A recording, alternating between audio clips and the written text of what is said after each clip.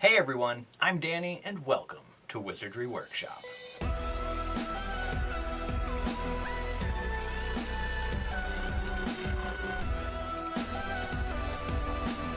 So I made a fully playable card game based all around potion making. It's called Cauldron Clash, and I just decided I wanted to make games. This is the second game that I made. The first one was like a spin wheel game called Whirl O Wizard, so you can check that one out too. It's also free to download. These cards are free to download, but they are not free to use commercially. It's just for personal use so that you can play this game.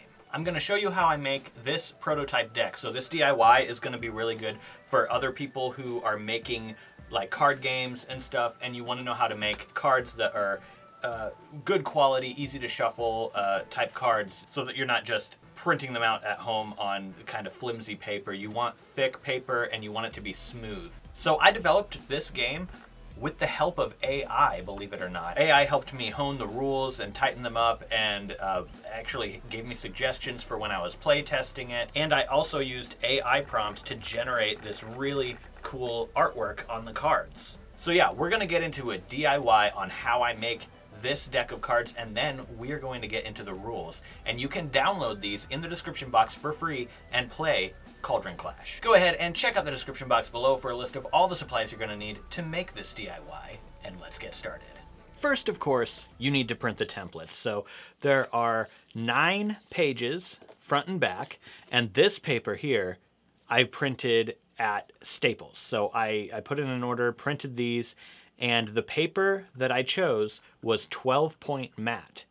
So they can print on this really thick, smooth 12-point matte paper, and it feels like a card you might have in a game. So if you're doing prototyping, this is a really good paper to do if you don't want to like do it at home. I did it at Staples, not because they had the cool paper. I could probably get my hands on some of this, but because my printers are out of toner and I've had so many issues with this order.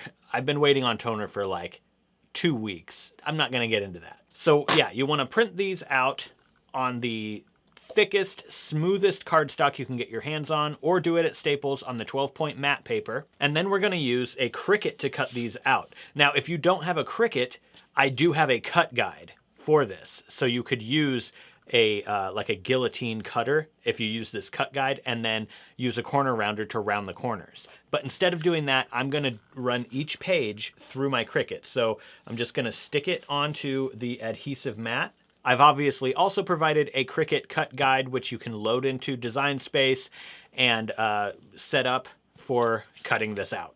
Between each page, you probably want to take the Cricut blade out of your Cricut and spray it with some compressed air just to make sure that you get all the little particles off of it. Because I've noticed that if you don't do that every once in a while, the blade doesn't cut all the way through the pages as well. Now, once this comes out of the Cricut, all you need to do is sort of just bend it, and the card should kind of fall off like that. This one's not, oh yep, it did come all the way off, so that's good. Every once in a while, the cards might get stuck in there like it didn't cut all the way through on some parts, and on that, you just really have to be gentle and like fold it until it kind of breaks away. Unfortunately, some cards did get a little tattered up around the edges when I was taking them off of my Cricut. I think the blade for my Cricut just really needs to be replaced. I've never replaced it, and I've had the thing for a few years, a couple of years. So yeah, probably my fault there. Now we just need to do that 8 more times with the rest of our templates. And once you're done, you have a full deck of Cauldron Clash cards. The very last thing you need is the rule sheet. So just print it out, double-sided on regular paper, and then with the side that has the logo on it facing up, just go ahead and cut this out. Now I designed this rule sheet to be folded over in half, like this, and then in half again, like this, so that the logo is facing forward. And then it is the exact same size as the deck of cards. So you can read these rules on your own time, but I'm gonna show you how to play the game. First, let's go over the types of cards we have in the deck. So we have spell cards, and they have a little sparkle icon in the corner. They say spell right here, the name of the card is here, and then what it does is right here. So this says draw 2 cards, it's called double dose. When you play a spell card, whatever it says it does happens, and then the spell card gets placed in the discard pile next to the draw pile. And then we have enchantment cards, which have a little scroll in the corner. And it's the same idea. You just read what it says. This is called Mystic Infusion, and it says complete your next potion with any ingredients, regardless of color. And we'll get into that in a minute. But enchantment cards, when you play them, instead of going into the discard pile, they go down on the table in front of the person who they are affecting. So I'd be playing this one on myself. And so it goes on the table in front of me. If I were to play an enchantment on someone else, it goes on the table in front of them. And then once the effect completes or is finished, then it goes into the discard pile. So it could be 3 turns from now, it could be 5 turns from now. But whenever this happens, whenever I complete a potion and use the ability with any ingredients, regardless of color, that's when this goes to the discard pile. Next, we have ingredients. This is Starflower Oil. It says ingredient on it right there. And up here in the corner, you can see it has a little puzzle icon. That's so you know it's an ingredient. And then right underneath that, you can see it has another little special icon. In this case, it's a leaf. And then we also have potion cards. So this is a potion. It has a potion icon on it, and it has a heart underneath. In this case, this is a red love potion. So this green ingredient would not match that red love potion because it's not the same color. We don't have to worry about the actual icon underneath right now. We're just matching colors. This potion, on the other hand, is green, and it does have a leaf icon. So this is the best possible match you can get if you can match both the color and the icon. You have to match the color no matter what. The icon doesn't have to match, and we'll get into what that's for later. But yeah, all you need to worry about is matching 2 ingredients with 1 potion, all the same color. So that's the basics of what type of cards you're going to see in here and how to use them. Now let's go into how to set the game up. You need to take out all 10 potions, so just go through, find the ones that have a potion icon on them, separate them out, and then we've got 10 of them. We're going to shuffle them up, and then we're going to deal them down onto the table in 2 face-down piles. And then the last 2 cards, the top 2 cards, get flipped over. So in this case, we have a Flying Filter, which is a blue potion, and then we have a Restorative Draft, which is a green potion. So we'll just keep these 2 potion piles over here, and the face-up potions are called the active recipes. So these are the 2 that we're trying to finish. Now, it's a game for 2 to 4 players. For this example, I'm just going to do 2 players, so everybody gets 5 cards to start. And then we have our draw pile right here. Now we'll go ahead and go over what goes into a turn. So on the very first turn, you will not draw a card from the draw pile, but every turn after that, you will be drawing a card. So once we draw our card, or in this case, don't draw our card because this is the first turn, so now I can take 2 actions. I can play a spell or enchantment from my hand, and or complete a recipe. So I can't do 2 spells. I can do the recipe and the spell or enchantment. And those are my 2 actions.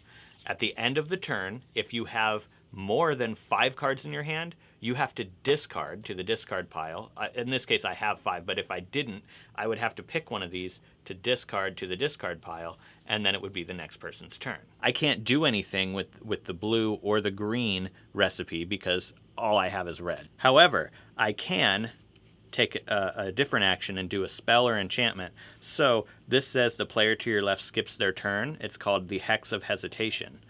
I'm going to use that because since there's only 2 people, that means I get to basically take an extra turn. So I'm going to play that card, and now I get to draw a card because this is the start of a brand new turn. So I'll draw. I drew a card called Mystic Shield. Cancel a spell or enchantment being used against you. There's a typo on there. I'll fix that. And it says, this may be used at any time. So instead of being locked down to only playing this during my turn, I can use it in response to something someone else does on someone else's turn. I still didn't get an ingredient that I wanted, so I'm going to do an action. I'm actually going to play this enchantment called the Auxiliary Charm, and it's every time you complete a potion, draw a card. So I'm going to play that on myself so it goes face up on the table in front of me, Now every time I complete a potion, I'll get to draw an extra card. I'm finished, and I don't need to discard, so now it is my opponent's turn. So let's just take their cards and see what they have.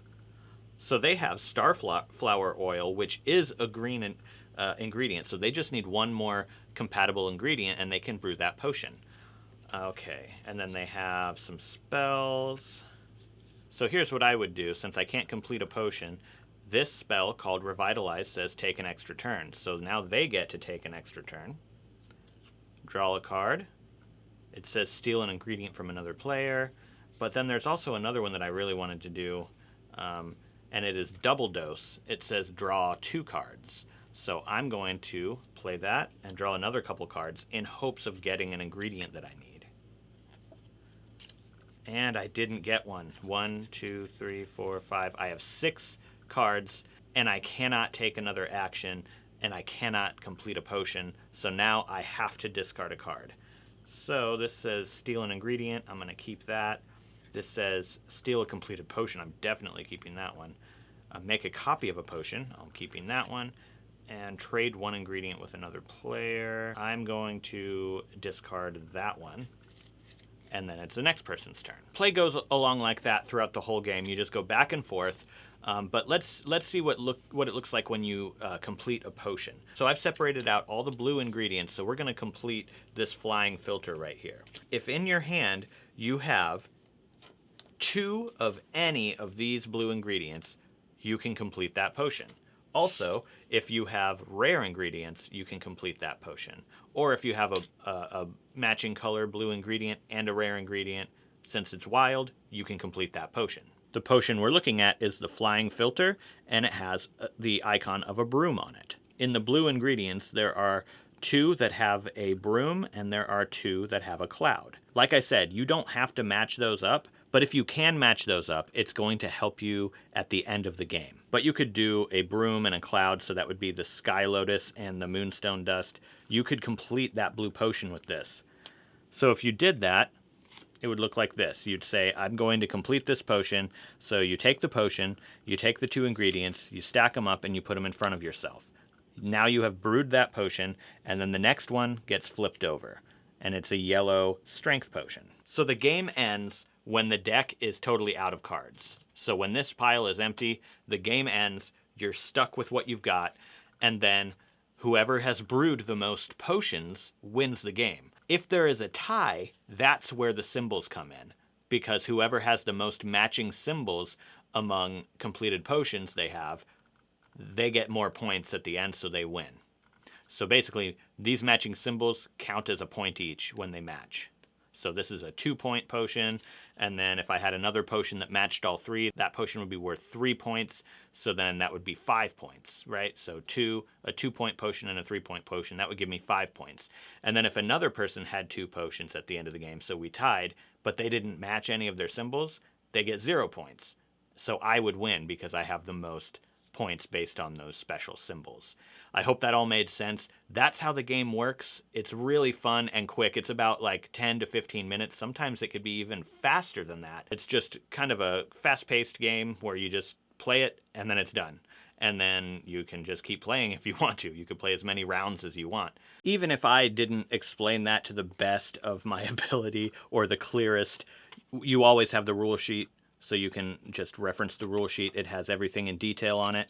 So yeah, there you go. That is the game Cauldron Clash. And I just want to point out, I think it's really neat that all the artwork, all this really cool artwork on the cards is AI generated. So I put in a prompt and AI generated the picture for me. I will say that not all of them turned out as perfect, you know. I needed to generate at least 10 images per card, sometimes 20, 30 images per card, until I finally got what I was looking for.